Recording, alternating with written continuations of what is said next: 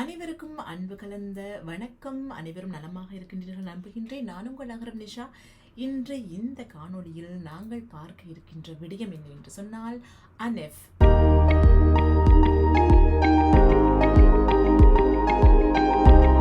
இப்பொழுது அனெஃப் என்றால் என்ன என்று நீங்கள் பார்க்கலாம் நினைக்கின்றேன். அனெஃப் என்றால் நிறைய பேருக்கு தெரிந்திருக்க கூடும். அனெஃப் என்றால் நீங்கள் அது ஒரு வெப்சைட், ஒரு இணையதளம். இது அட்மினிஸ்ட்ரேஷன் étrangère en France. அந்த இணையதளத்தில் நீங்கள் போய் உங்களுக்கான ஒரு எஸ்பாஸ் கிளியம் என்று சொல்லக்கூடிய உங்களுக்கான ஒரு பிரத்யேகமான ஒரு இடத்தை நீங்கள் பதிவு செய்ய வேண்டும். இது கிட்டத்தட்ட எப்படின்னா ஒரு வேர்ச்சுவலான உலகத்தில் நாங்கள் வாழ்கிறோம் இல்லையா? அதாவது நாங்கள் இப்போது இந்த மெஷின்களோடு வாழ பழகி கொள்ள வேண்டும்.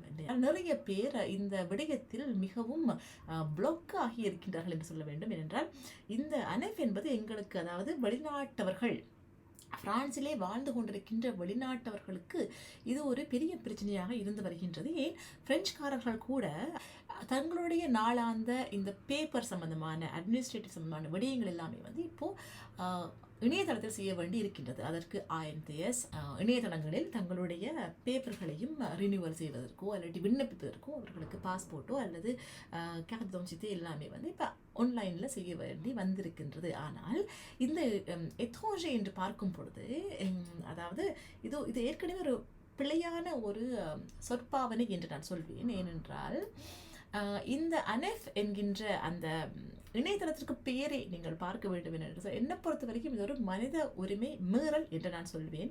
நான் வலிமையாகவே இந்த மனித உரிமை மீறல் என்ற விடயத்தை தமிழர்களுக்கு இழைக்கப்படுகின்ற இனப்படுகொலைக்காக நான் சொல்வது வழக்கம். ஆனால் ஒட்டுமொத்தமாகவே ஒரு சமுதாயம், அதாவது பிரான்சில் வாழ்ந்து கொண்டிருக்கின்ற வெளிநாட்டவர், பிரெஞ்சில் எப்படி சொல்றாங்க சொன்னால் étranger என்றால் அது இங்கிலீஷில் சொல்லலாம் ஸ்ட்ரேஞ்சர்ஸ். ஸ்ட்ரேஞ்ச் என்றால் என்ன? நமக்கு பரிச்சயம் இல்லாத வித்தியாசமான ஸ்ட்ரேஞ்சான, அது ஏதோ தூரத்தில் இருக்க வேண்டிய, நமக்கு பரிச்சயம் இல்லாத, நம்மை விட்டு விலகி இருக்க வேண்டிய ஒன்றுதான் étrange. அதாவது புரிந்து கொள்ள தேவையில்லாத விடயமாக, ஒரு ஸ்ட்ரேஞ்சான, ஒரு தேவையில்லாத விடயமாகத்தான் ஒரு étrangeான ஒரு விடயமாக இருப்பதுதான் étrange. இந்த மக்களை இந்த அரசாங்கம் எப்படி பார்க்கின்றது? étranger என்ற அந்த பெயரை பயன்படுத்தி numéro étranger என்று ஒரு இலக்கம் வழங்கப்படுகின்றது. இது நியாயமா என்று நாங்கள் கேட்க வேண்டும். இதற்கு ஒரு numéro dossier என்று சொல்லலாம், அல்லது numéro de préfecture என்று சொல்லலாம், அல்லது numéro national என்று சொல்லலாம். ஏதாவது ஒரு பெயரை வைத்திருக்கலாம். ஆனால் அந்த இலக்கத்திற்கு பெயரை numéro étranger என்று சொல்லும் போது இந்த நபர் மேல், அதாவது அந்த குறிப்பிட்ட ஒரு இலங்கையரோ அல்லது ஒரு ஆப்பிரிக்கனோ, இவர்கள் எல்லாருமே வேண்டப்படாத ஸ்ட்ரேஞ்சர்ஸ், étranger, வெளிநாட்டவர் கூட இல்லை. வெளிநாட்டவர் என்று சொல்லும்போது அது நியாயமான ஒரு சொற்பதம். ஆனால் étranger என்று சொல்லும்போது அதில் எந்தவித நியாயமும் இல்லை என்று எனக்கு படுகின்றது. இந்த சிந்தனையை உங்களுக்கு தூண்டிவிட்டு நான் அடுத்த கட்டத்திற்கு வருகின்றேன். என்றால் இந்த மனநிலையில் தான் இந்த அரசாங்கம் எங்களை நாடுகின்றது. அட்மினிஸ்ட்ரேஷன் étrangère en France என்கின்ற இந்த பதம் கொண்ட இந்த செயல்முறையானது மிகவும் பிழையான ஒரு செயல்முறையாக எனக்கு படுகின்றது. ஏனென்றால் அதனுடைய பெயரே பிழையான சொற்பதத்தில் அமைந்திருப்பதை நான் உங்களுக்கு முதல் சுட்டிக்காட்ட விரும்புகின்றேன். அல்லது எங்களுடைய பேப்பர்ஸ், அதாவது வெளிநாட்டவர்களுக்குரிய வதிவிட உரிமை பத்திரமாக இருக்கட்டும், அல்லது நேஷனாலிட்டி கேட்கின்ற ப்ரோசஸாக இருக்கட்டும், பிரெஞ்சு குடியுரிமை பெறுவதற்காக வெளிநாட்டவர்கள் எடுத்துக்கொள்கின்ற பிரயத்தனங்களாக இருக்கட்டும், அல்லது அட்ரஸ் மாற்ற வேண்டியது, புது விலாசத்தை மாற்ற வேண்டும் என்றால் கூட இந்த அனெஃப் என்கின்ற இந்த வெப்சைட்டில் தான், இந்த பிழையான மனித உரிமை மீறல் கொண்ட ஒரு பெயர் கொண்ட ஒரு வெப்சைட்டில் தான் நாங்கள் போய் இதை செய்ய வேண்டியிருக்கின்றது. எனவே மீண்டும் சொல்கின்றேன், பெரிய ஒரு நெருடலோடு தான் நான் இதை அணுகுவேன். ஏனென்றால் இந்த étranger என்கின்ற ஒரு சொற்பதம் என்னை மிகவும் கவலைக்குள்ளாக்கும். என்னதான் நாங்கள் செய்தாலும் எங்களுக்கு நாங்கள் வெளியே ஏற்றப்பட வேண்டியவர்கள் என்று நாங்கள் சொல்லலாமா? நீங்கள் எங்களுக்கு தேவையில்லாதவர்கள் அப்படின்னு சொல்லலாமா? எனவே இந்த மனநிலையோடு எங்களை அணுகும் இந்த அட்மினிஸ்ட்ரேஷன் எப்படி எங்களுக்கு ஒரு நல்ல ஒரு சேவையை தர முடியும் என்ற ஒரு கேள்வியோடு தான் இதை நான் எங்கேயாவது பதிவு செய்ய வேண்டும் என்று நினைத்தேன். இந்த வெப்சைட்டில் என்னென்ன விடயங்கள் நீங்கள் செய்யலாம் அப்படி பார்க்கும்போது இதில் நீங்கள் உங்களுக்கான ஒரு உங்களுடைய நிமிஹோ எத்ரோஜியை போட்டு நீங்கள் வந்து உங்களுடைய எஸ்பாஸ் கிளியோவை நீங்கள் வந்து உருவாக்கின பிற்பாடு மோது பாஸ் அதுக்குரிய கடவு சொல் அதையும் நீங்கள் வைத்து நீங்கள் அதை உருவாக்கின பிறகு இதில் பல்வேறுபட்ட விடயங்களை நீங்கள் செய்யலாம்.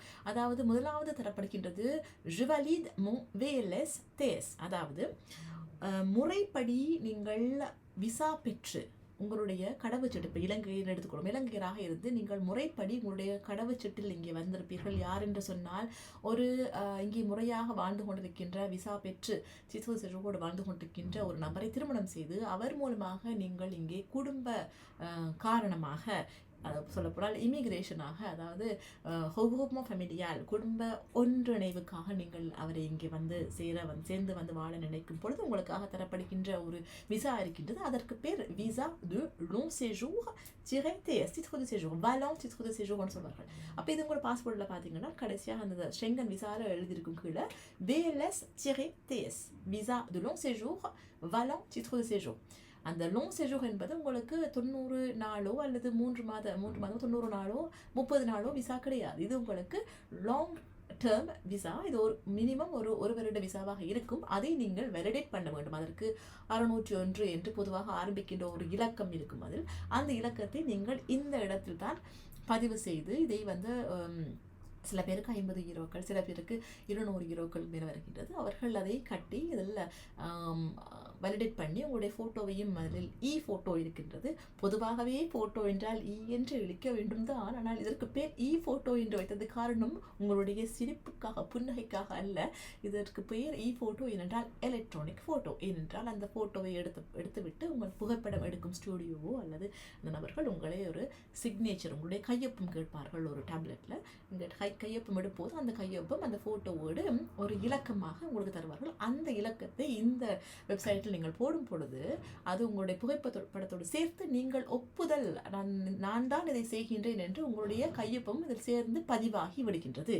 எனவே இந்த ஃபோட்டோ ஆனது முக்கியமாக இந்த வேலைகளுக்கு தேவைப்படுகின்றது. எனவே இந்த ஸ்டுடியோக்காரர்கள் மிகவும் சந்தோஷமாக இருக்கின்றார்கள் என்ற அடிக்கடி ஃபோட்டோக்கள் என்னென்ன கையொப்பம் தேவைப்படும் போதெல்லாம் இந்த ஃபோட்டோ எடுக்க வேண்டும். எனவே ஃபோட்டோக்கள் அந்த ஃபிசிக்கலி உங்களுக்கு கையில் தரப்படுகின்ற புகைப்படங்கள் அங்கே உங்களுக்கு பிரயோசனமாகாது. அது நீங்கள் வேண்டுமென்றால் அல்பத்தில் போட்டு வைத்துக் கொள்ளலாம். ஆனால் உங்களுக்கு அங்கே விர்ச்சுவலாக உங்களுக்கு அந்த சிக்னேச்சரோடு சேர்த்து அந்த புகைப்படம் இதில் அப்லோட் ஆகி விடுகின்றது.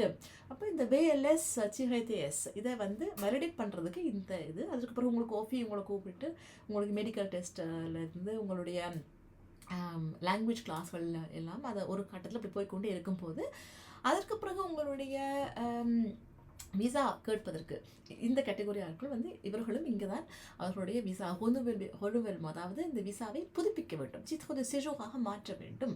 அல்லது முதல் தடவையாக இங்கே முதல் தடவையாக விசா சித்ரோது செஜோ கேட்பவர்கள் கூட இதில் தான் ஜுதுமோத் ஹொனுவெல் சித்ரோது செஜோ, நீங்கள் முதல் முறையாக உங்களுடைய சித்ரோது செஜோ கேட்பதோ அல்லது உங்களுடைய வதிவிட உரிமை அட்டையை வந்து புதிதாக மாற்றம் செய்வதற்காகவும் இந்த அனைவரை தான் நீங்கள் நாட வேண்டும்.